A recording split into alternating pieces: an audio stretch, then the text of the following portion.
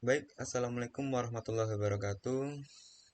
Perkenalkan, saya Hafid Abi Prabowo dari kelas 21 S1 TK02 dengan NIM 2183067. Sebelumnya, di sini saya akan menjelaskan tentang tugas dari mata kuliah Forensik Digital, yakni mengenai penjelasan tentang aplikasi investigasi dari proses digital forensik. Untuk yang pertama, kita ada aplikasi Wireshark. Untuk pengertian sendiri, Wireshark adalah salah satu tools yang paling umum digunakan untuk analisa paket jaringan. Sehingga Wireshark itu berfokus pada penganalisis suatu paket dalam jaringan. Untuk fungsi dari Wireshark sendiri, yakni dapat digunakan untuk memantau dan menganalisis lalu lintas jaringan dalam waktu nyata atau real time. Dan juga memungkinkan untuk menemukan serangan seperti sniffing, denial of service atau DOS, dan eksploitasi kelemahan jaringan.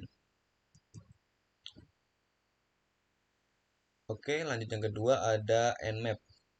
Untuk pengertiannya, yakni Nmap adalah tools pemindaian jaringan yang kuat dan digunakan untuk menemukan host dan layanan dalam jaringan.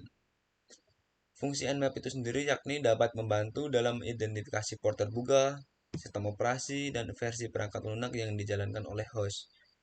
Dan juga berguna untuk mengidentifikasi potensi celah keamanan dan konfigurasi jaringan yang rentan.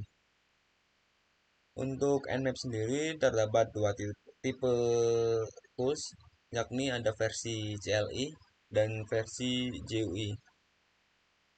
Biasanya itu pada operasi sistem Kali Linux, tools dari Nmap itu sendiri biasanya sudah bawaan dari aplikasi atau OS Kali Linux itu sendiri, sehingga memudahkan para penetration testing atau juga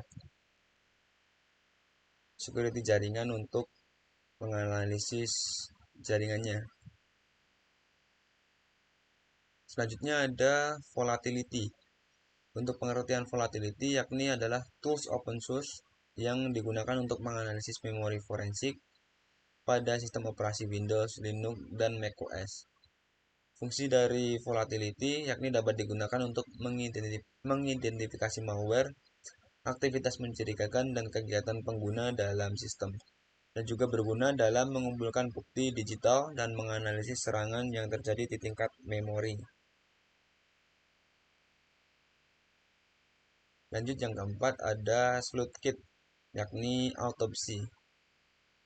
Untuk pengertian autopsi sendiri adalah perangkat lunak komputer yang mempermudah penerapan banyak program sumber terbuka dan plugin yang digunakan dalam The Sleuthkit. Antarmuka pengguna grafis menampilkan hasil pencarian forensik dari volume yang mendasarinya, sehingga memudahkan penyelidik untuk menandai bagian data terkait.